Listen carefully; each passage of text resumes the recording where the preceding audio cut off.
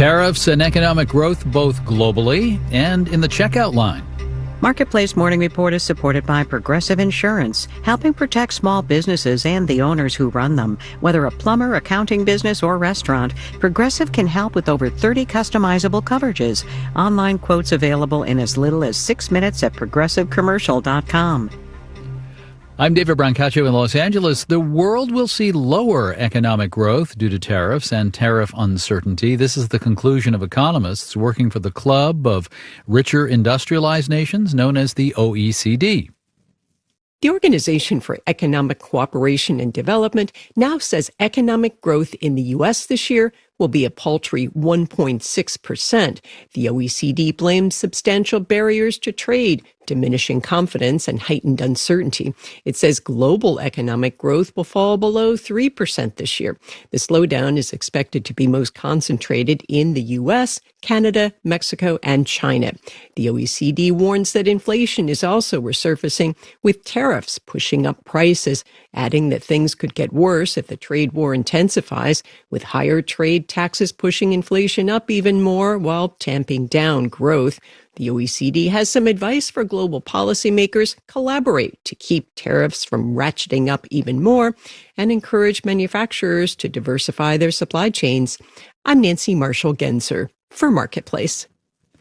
Now to the economics of heavy metal and not so heavy metal, steel and aluminum taxes on imports set to go into effect tomorrow. They're meant to prop up U.S. jobs, but can also prop up prices, even at the supermarket. Here's Marketplace's Samantha Fields. What's the first thing you thought about when you heard Trump was doubling tariffs on steel and aluminum? The price of groceries? Yeah, no, me neither.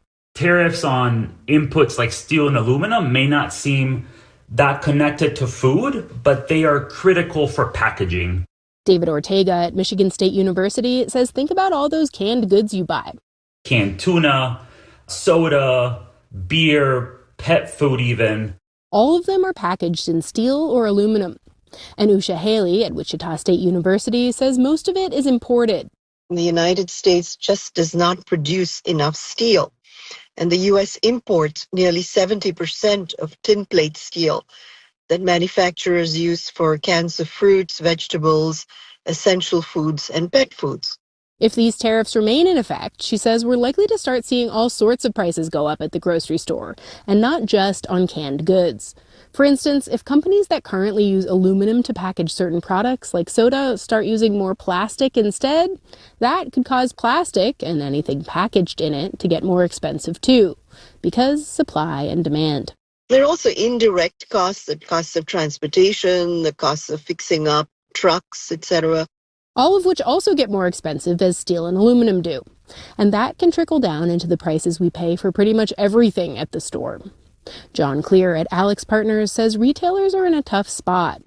Because consumers are super conscious of all the price increases, so they know they're losing trust, but also they don't have a lot more room in their margins to continue to swallow costs. Especially after pandemic supply chain issues and the inflation that followed. So say a company that sells canned vegetables does decide to pass along the increased cost of a steel can to customers. Clear says that might only be an extra 2 to 5 cents. Which doesn't seem a lot, but a can of sweet corn at Walmart is like 42 to 45 cents. So an extra 5 cents would make it cost about 10% more. And Clear says a lot of people buying canned fruits and vegetables are on SNAP benefits, which already don't go very far. So if you think that's replicated across a number of items within their basket every week, suddenly that actually becomes quite impactful and will ultimately mean that they probably buy one less unit.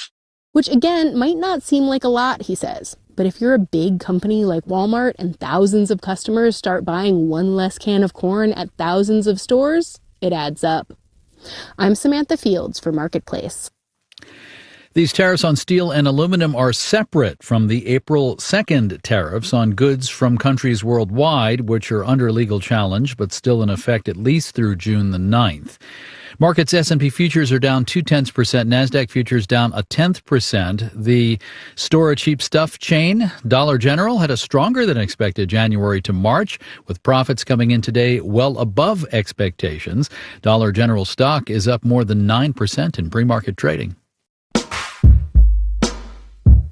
Marketplace Morning Report is supported by Amazon Business, committed to business buying solutions to empower leaders to streamline and focus on growth. Learn more about smart business buying at amazonbusiness.com. And by Schwab. Schwab knows that investors want control of their financial future. That's why when it comes to wealth management, Schwab is dedicated to giving investors more choices. More at schwab.com. The NBA Finals start on Thursday. The Oklahoma City Thunder take on the Indiana Pacers. While maybe the TV gods would have wanted teams from the biggest of markets, there are upsides for the league here. Marketplace's Henry Epp has that. The fact that teams from two of the smaller media markets in the 30-team NBA made it to the finals is largely thanks to the league's salary cap. Andrew Zimbalist is a professor emeritus at Smith College. The salary cap puts a limit on the amount teams can pay their players. It also puts a floor on the bottom that teams can pay. Which, he says, means that teams in big cities with wealthier fan bases can't just buy their way to a championship. There's the reassertion of very strong competitive balance, and I think that's uplifting for fans around the league, especially those who are not in the largest markets. Plus, it doesn't matter all that much to the NBA which teams make it to the finals because the league has contracts locked in with TV networks and streaming services for the next 11 years. Alicia Jessup is a professor at Pepperdine University. So regardless of which teams were going to take off in this matchup, the amount of money that would be generated from media rights was already designated. The downside, Jessup says, is the teams and league might not make as much ticket revenue compared to selling seats in, say, New York or LA. And if ratings are low, companies might not want to shell out as much for future sponsorship deals. I'm Henry Epp for Marketplace. This Old House is now a radio show and a podcast. What is the meaning of house and how to fix things big and small over at your place? I'm on that program this week talking about rebuilding after wildfire. One of the many here in California trying to figure out what to do. You can listen to that This Old House Radio Hour episode by signing up free wherever you get podcasts, or today handily mixed into the Marketplace Morning Report podcast feed. In Los Angeles, I'm David Brancaccio. From APM, American Public Media. When you check back in on the news this afternoon, stay tuned at 4:30 for a wrap-up of the day's business news on Marketplace here on 91.5 WBEZ. Good morning. I'm Mary Dixon. It's 7:59 on this Tuesday, and coming up in the next hour, the owner of the Chicago Fire plans to build a soccer stadium in the South Loop and use his own millions to do it. What's next for public transit?